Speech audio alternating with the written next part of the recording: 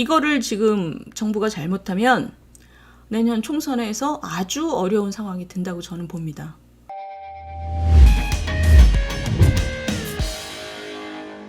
우리나라 경제가 지금 어렵죠. 어려운데 지금 마치 제가 이렇게 그 방송을 보고 있으면 경제 전문가가 아닌 사람들이 주로 정치 평론하시는 분들이 나와서 경제 얘기를 많이 해요. 근데 제가 듣고 있느라면 너무 황당한 얘기를 많이 하는 거예요. 그 황당한 얘기 중에 가장 중요한 게 지금 윤석열 정권이 뭘 잘못해서 경제가 엉망이다 이런 식으로 얘기를 많이 합니다. 근데 저 사람들이 무슨 근거로 저런 얘기를 하나?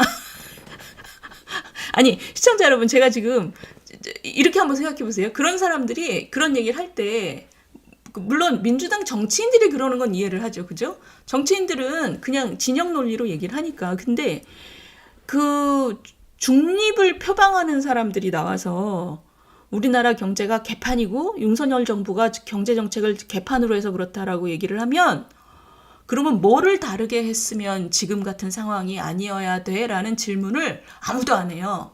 근데 그게 핵심인 겁니다. 왜냐하면 당신들이 얘기하는 것처럼 그래 개판이라고 쳐 일단 그거 나중에 따지기로 하고 뭐를 달리 했어야 돼?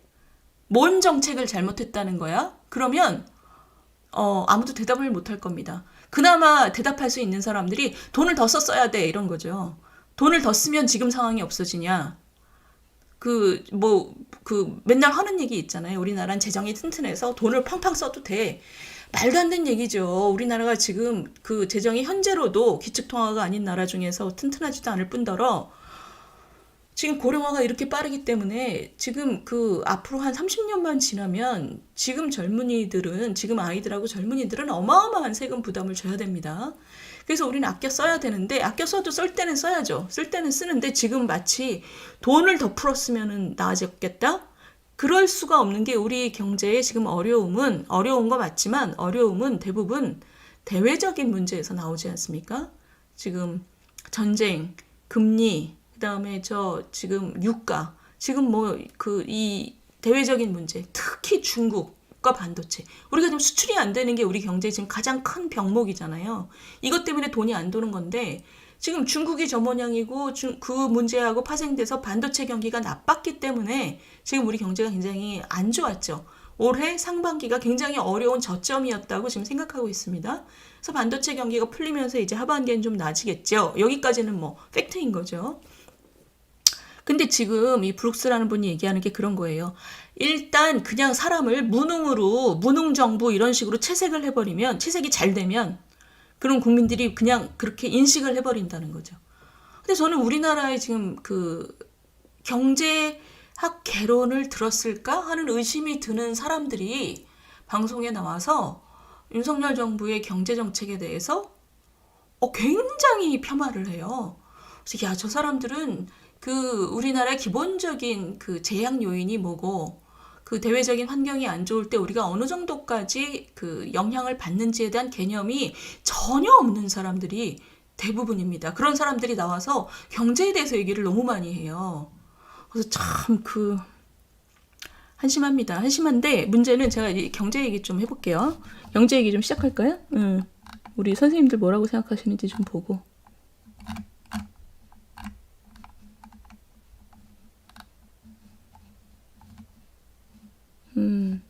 자, 지금 낭만강아지 선생님 기축통화 지금 말씀하셨어요?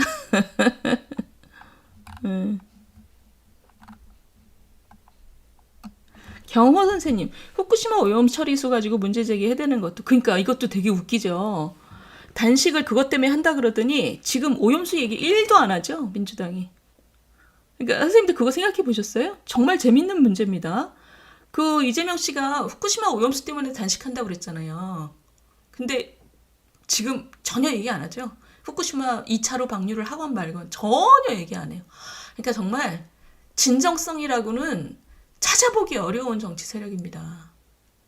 그러니까 그때 그냥 자신의 안위를 위해서 후쿠시마 오염수 그렇게 문제였으면 독극물이면 지금 왜 얘기를 안 해요? 그러니까 단식의 핑계로 후쿠시마 오염수 걸어놓고 지금 며칠 전에 2차 방류 시작했잖아요. 근데 아무 관심이 없어요. 아, 참, 어이가 없지요. 그런 단식을 이벤트로 그렇게 삼는데도 온 나라가 거기 집중을 해갖고 우리가. 그러니까요. 그거 한번 생각해 보세요. 마치 뭐 금방 죽을 것처럼 독극물이라서 난리 날 것처럼 단식하는 두 번째 이유가 후쿠시마 오염수였잖아요. 그래 놓고 지금 아무 얘기가 없어요. 그러니까 아무 문제가 아니었다는 거죠. 그러니까 지금 이게 야당을 우리가 무조건 비판하는 게 아니고 이런 정치 문화가 진짜 문제라는 겁니다. 진짜 자신들이 문제라고 생각했으면 지금 조건이 바뀐 게 아무것도 없잖아요. 근데 왜 입을 저렇게 완전히 닫고 있는 거죠?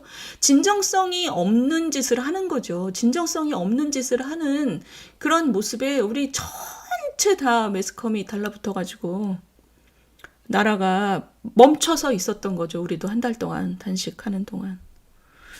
자, 그래서 지금 우리 경제 얘기 좀 할게요. 제가 지금 이 브룩스라는 분의 칼럼을 보고, 야, 진짜, 이거 우리 진짜 조심해야 된다. 총선을 앞두고. 저렇게 경제적인 전문성이라고는 전혀 없는 분들이 방송에 나와서 우리나라 경제정책 큰일이다. 이래서 경제가 개판이다. 이렇게 얘기하는 거는 야, 진짜 어떻게 저렇게 무책임할 수가 있나 싶어요. 왜냐하면 경제가 어려운 거 맞습니다만 지금 대외적인 환경을 비춰봤을 때 경제가 개판이라고 판단할 근거도 없고요. 우리나라의 지금 잠재 성장률이 2%잖아요. 우리가 진짜 우리의 노력을 다해서 진짜 잘하면 우리 체질의 한계가 한 2% 정도 나온다는 뜻입니다. 근데 우리가 올해의 성장률을 1.4, 1.5로 보고 있잖아요. 그러니까 2%보단 못하지만 그러니까 아주 잘했을 때 2%란 뜻이니까 그 2%보다는 못하지만 이걸 보고 개판이라고 얘기할 수는 없습니다. 물론 앞으로 이 금리 문제 때문에 우리가 굉장히 약한 고리가 많은 건 맞아요. 그 얘기 좀 해볼게요. 자, 지금 보시면 물가가 다시 올라가고 있습니다. 물가를 그동안 한국은행에서 꽤 잘 잡았다고 생각했는데 물가가 다시 올라가고 있어요. 5개월 만에 최대폭. 이러면 이제 어려워지는 겁니다. 그러니까 지금까지는 어떻게 선방을 했다고 생각할 수 있는데 이게 지금 다시 물가가 올라가기 때문에 야, 이거 어떡하나 지금 이런 위기의식이 들만합니다. 근데 그러면 한국은행의 금리 운신폭도 좁아지죠. 물가가 다시 스물스물 올라가면. 이유가 뭐냐? 우리나라가 진짜 뭘 잘못해서 그러냐? 유가 때문이거든요. 이게 지금 유가가 국제 유가가 너무 많이 올랐으니까 이 물가의 그 물가 원인은 어느 정도는 눌러놨던 게 올라온 것도 있고 그렇지만 대부분은 유가입니다. 우리가 에너지를 98%를 외국에다가 의존하잖아요. 그래서 지금 추경호 부총리가 뭐라 그랬냐면 계절 요인이 그러니까 근원 물가는 3%대 그러니까 뭐 에너지하고 식료품 빼면은 괜찮다. 근데 이제 외부적인 요인이 많다는 거죠. 전쟁하고 그 유가. 계절 요인이 완화하는 10월부터는 물가가 안정화될 것이라고 얘기했습니다. 그럼 우리가 언뜻 드는 생각이 외부적인 요인이 10월 되면 왜 없어져? 알 수 없죠, 사실. 불확실한 건데 이걸 한국은행은 보통 뭘 보고 예측을 하냐면 국제시장에서의 그 유가의 선물 시장 있죠. 선물 시장에서 유가가 지금 미래 유가에 대한 거래를 보면서 언제쯤은 안정이 될 것 같다라는 추측을 합니다. 그래서 아무 근거 없이 이런 얘기를 하는 건 아니에요. 그 선물 시장의 유가라는 것이 굉장히 중요한 지표가 되기 때문에 그래서 지금 보시면 물가 다시 올라가고 있는 거 걱정 맞습니다. 걱정되는 거 맞고 그렇지만 지금 그 예측은 올 늦가을이 되면 이 문제는 풀릴 것 같다.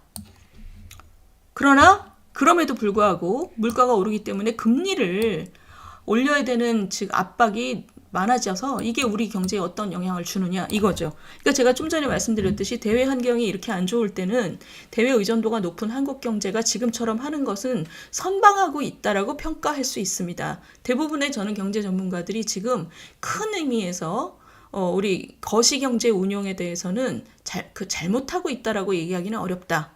여기까지는 동의가 된다고 봐요. 문제는 뭐냐? 제가 여러 번 말씀드렸잖아요. 문제는 뭐냐? 잠재 성장률이 2%밖에 안 되고 내년 이후에도 크게 좋아지지 않을 거라는 거니까 우리 경제의 근본 체질이 너무 약해져 있다는 거죠. 그 근본 체질을 어떻게 올리느냐? 그게 이번 총선에 완전히 달려있는 문제입니다. 왜냐하면 그거 체질은 구조개혁을 통해서만 좋아지는 거거든요.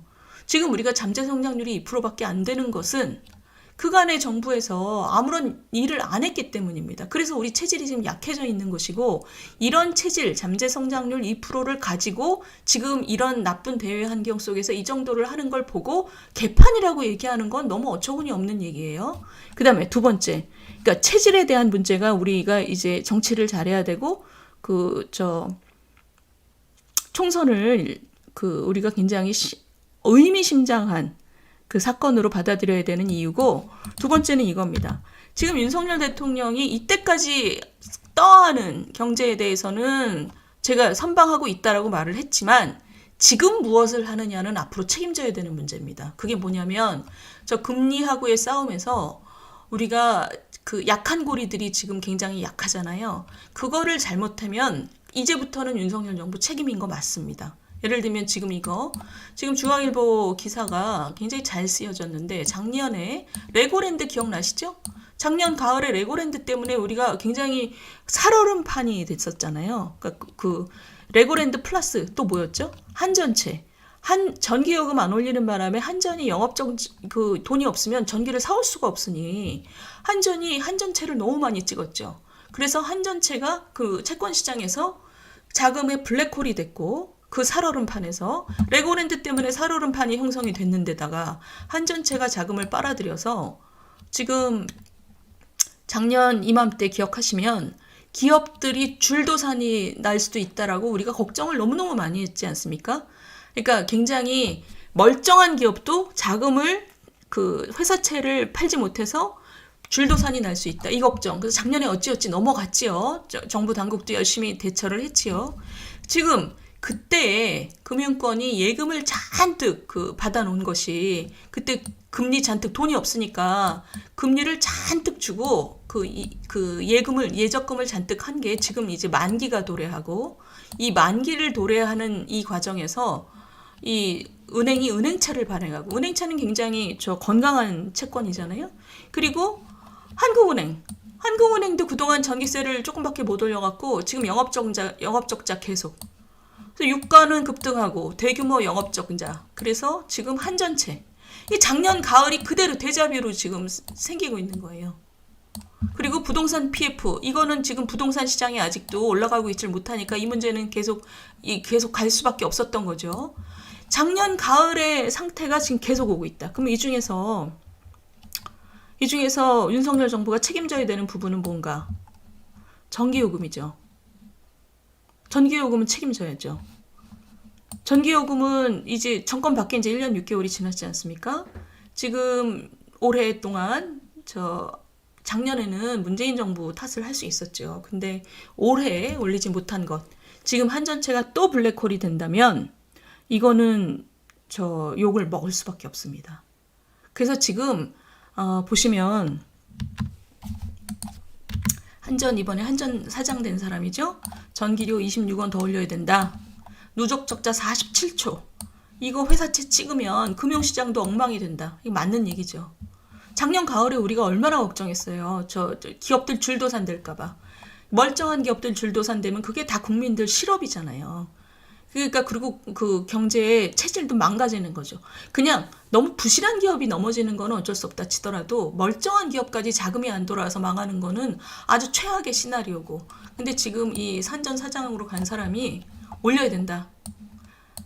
지금 올해 45원 인상했어야 되는데 우리가 너무 조금밖에 못 올렸고 지금 위기 상황이다. 그래서 시청자 여러분, 지금 제가 지금 말씀드린 거는 우리 다 전기세 올리자 그러면 너무 싫잖아요. 지금 뭐냐면 월 4인 가구 기준으로 한 달에 8,000원 정도 더 내야 된답니다. 근데 지금 이게 금융시장의 병목하고 완전히 연결되는 문제가 바로 이 한전이고, 그리고 한전이 이 요금을 정상화해야, 지금 원가 한참 밑으로 받고 있으니까 이거 올린다 그러면 국민들 입장에서 짜증나죠. 한 달에 10,000원 정도 더 내는 거 짜증나죠. 안 그래도 지금 경제가 잘 안 돌아가는데. 그렇지만 지금 이것을 올리는데 합의를 해야지만 저렇게 심각한 문제들이 조금씩 물꼬가 트인다는 거죠. 그 능력은 우리 국민들도 동의를 해줘야 되지만 우리 국민들, 특히 민주당 지지자들까지도 민주당 지지자들까지도 이 문제에 동의를 해주게끔 이 문제를 설명하고 설득해서 또 이해를 끌어내는 것이 윤석열 정부의 정치이죠.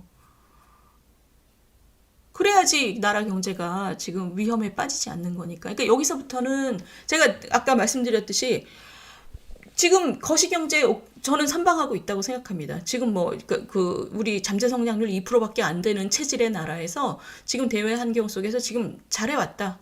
그런데 지금 이런 약한 고리들, 저 약한 고리들을 작년에 이미 우리가 봤던 문제들이 되풀이되게끔 내두면 안 된다. 그게 우리 국민들로선 짜증나는 문제이지만 우리가 이해를 해줘야 되는 문제, 그리고 그 이해를 끌어내야 되는 책임이 정부한테 있는 거죠. 전기세. 그 다음에 두 번째, 전세도 스물스물 올라가고 있답니다. 이게 지금 개포동도 2억이 뛰었대요. 자, 이게 왜 그러냐? 저것도 이제부터는 윤석열 정부가 책임져야 되는 문제죠. 문재인 정부 마지막에서 윤석열 정부 초반에 있던 전세 대란 있죠? 그때 임대차 3법 통과시키고 난리를 쳤잖아요. 그게 지금 전세 대란을 몰고 왔고, 그 전세 대란에 대해서 우리 국민들이 엄청 고통을 받았죠? 근데 지금도 그 후유증이 심각한 거 맞습니다. 근데 그 심각한 거 맞는데 지금 그 전세가 이렇게 뛰기 시작하는 것에서 대응을 잘해야 되죠. 물론 문재인 정부 때문에 지금 너무 힘든 것도 있지만 지금 대응을 잘해야 되는 거는 이제 윤석열 정부의 책임이죠. 근데 저걸 보면 전세가 저렇게 뛰는 이유는 첫 번째는 저 공급 물량이 없어서, 아파트 신규 물량이 없으니까 전세도 안 되는 거죠. 그러니까 지금 공급 물량이, 국민들이 생각할 때 야 지금 금리가 이렇게 높고 부동산 시장이 나쁘고 그래서 부동산 건설사들이 아파트를 새로 못 짓는데 지금 정부가 뭐 공급하겠다고 해도 별로 될 것 같지는 않고 이러니 국민들 머릿속에 야 이제 전세도 없네, 불안하죠. 그리고 실제로 전세가 지금 공급이 너무 모자라는 거죠. 전세가 모자라고, 두 번째 이유는 지난번에 그 빌라 전세 있잖아요. 이제 빌라에 아무도 안 들어가려고 하는 거예요. 빌라 전세가 너무 위험하다고 생각하니까. 그리고 어느 정도는 맞고 제도적인 정비가 덜 됐고, 지금 부동산 가서 그 빌라 지난번 화곡동이랑 강서지구의 빌라 때 그 빌라 난리 났을 때 그 문제들 보고 너무 기가 막혔잖아요. 부동산 중개업자들도 막 같은 편 돼가지고. 근데 지금 그때 얘기했던 제도적인 것들이 지금 완전히 완비되지가 않았기 때문에 이유가 있는 거죠. 지금 빌라에 안 들어가려고 하는 게. 그러니까 지금 아파트 전세로 다 몰려가지고 공급은 안 되는데 수요는 엄청 뛰니까 아파트 전세가 엄청 천정부지로 좀 올라가기 시작했다는 거예요. 아직 천정부지라는 말은 과하지만 지금 굉장히 많이 뛰고 있다는 거죠. 한 달 새 2억이 뛰었다는 거는 개포동에서. 자, 이 얘기는 뭐냐? 그 빌라 전세에 대한 제도적인 정비를 굉장히 열심히 신속하게 맞춰야 되고, 그 다음에 아파트 신규 공급 있잖아요. 지금 아파트 가격이 부동산 시장이 저렇게 얼어붙어 있으면 아파트 신규 공급 되게 어렵죠. 게다가 금리도 높으니까 아파트 건설사들이 지금 들어오기 힘든 거 맞는데 그 와중에도 정부가 애를 써서 최대한 공급 물량을 좀 만들어내야 되는 거죠. 뭐 공공으로 하든 아니면 민간한테 어떤 인센티브를 주든 지금 국민들한테 신규 물량, 아파트 신규 공급이 될 거다라는 믿음을 줘야 되죠. 이 두 가지는 윤석열 정부가 애를 써서 앞으로 지금 같아서는 걱정이 되는, 앞으로 몇 년, 2, 3년 있다가 공급이 너무너무 모자라게 되는 상황을, 그런 걱정하는 국민들의 마음을 안심을 시켜줘야 되는 거죠. 그건 어마어마한 노력이 필요합니다. 지금 시장이 안 좋기 때문에. 근데 어찌됐든 문재인 정부 시절에 그 부동산 정책이 거지 같았던 것에 대한 후유증을 우리가 지금 다 앓고 있지만, 그럼에도 불구하고 앞으로는 지금 2023년 가을과 2024년 초에 정부가 어떤 정책을 하는지는 이제 문재인 정부의 핑계를 대기가 어려운 그 지점에 도달했습니다. 그래서 이제 우리가 저거잖아요. 내년 총선 때 경제를 가지고 막 공격을 해댈 거예요. 경제가 나쁘니까, 지금 경제가 힘드니까. 근데 그거를 골라내서 얘기를 해야 되는 거죠. 장기적인 문제, 지금까지 축적된 문제. 그 다음에 두 번째는 지금 윤석열 정부가 끌어안고 지금 이 어려운 대외 환경 속에서 운영해온 거는 잘했다. 그거는 그거는 흠잡을 수가 없어야 되는데, 그것까지 다 뭉쳐갖고 얘기를 할 거란 말입니다. 그러니까 그거를 잘 골라내서 얘기해야 되고, 세 번째, 지금 당장의 약한 고리들은 지금 정부가 열심히 문제가 생길 지점을 정말 선제적으로 파악해서 열심히 대응해야 되는 거죠. 이거를 지금 정부가 잘못하면 내년 총선에서 아주 어려운 상황이 된다고 저는 봅니다. 그러니까 지금 세 가지 말씀드렸잖아요. 장기적인 문제, 체질의 문제. 이건 기존 정부가 잘못한 거고, 총선 잘 치러서 우리가 잘해야 되는 거고. 두 번째, 거시 운영에 대한 문제. 이거는 선방했고. 근데 세 번째, 이 약한 고리의 문제를 지금 제대로 못하면 이거는 총선 때 공격받을 수밖에 없다. 아니, 공격은 다 하죠. 공격은 다 하는데, 우리 윤석열 정부가 내년 총선에서 정말 장기적인 구조개혁을 할 수 있는 의석을 만들기 위해서는 방어를 해야 되잖아요. 근데 방어할 수 있는 게 첫 번째, 두 번째까지는 방어가 잘 되는데, 세 번째, 이거는 지금 잘해야 된다. 그 얘기죠.